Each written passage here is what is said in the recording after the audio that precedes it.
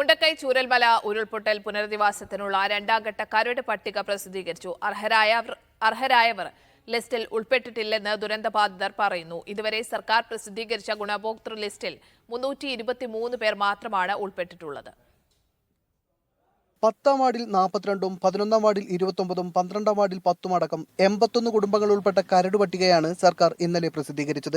ആദ്യം പ്രസിദ്ധീകരിച്ച 242 പേരുടെ പട്ടികയടക്കം ഗുണഭോക്തൃ ലിസ്റ്റ് 323 പേരിൽ ഒതുങ്ങിയതോടെ പ്രതിഷേധവും സങ്കടവും അണപൊട്ടി.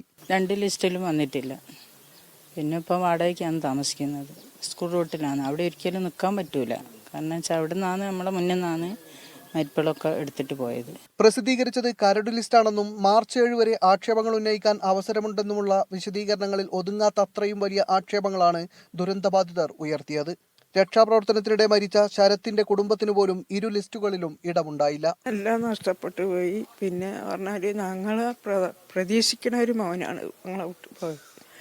അപ്പം അതുകൊണ്ട് ഞങ്ങൾക്ക് ആരും പറയാനും പിടിക്കാനും ഞങ്ങൾക്ക് ആരുമില്ല. ഞങ്ങൾക്ക് അതിനെപ്പറ്റി ഒരു ഇതും ഞങ്ങൾക്ക് കിട്ടിയിട്ടില്ല. അപ്പം അതുകൊണ്ട് ഞങ്ങൾക്ക് എന്തെങ്കിലും ചെയ്തേ പറ്റുമോ. ഉരുൾപൊട്ടൽ ദുരന്തം കഴിഞ്ഞ് 7 മാസമാകുമ്പോഴും പുനരധിവാസം എങ്ങും എത്തിയിട്ടില്ല എന്നതടക്കം ചൂണ്ടിക്കാട്ടി ദുരന്തബാധിതർ ഇന്ന് ദുരന്തഭൂമിയിൽ കുടിൽ കെട്ടി സമരം ചെയ്യുമെന്ന് പ്രഖ്യാപിച്ചതിന് പിന്നാലെയാണ് ഇന്നലെ രാത്രിയോടെ സർക്കാർ രണ്ടാം ഘട്ട ലിസ്റ്റ് പ്രസിദ്ധീകരിച്ചത്. മീഡിയ 1 വയനാട്.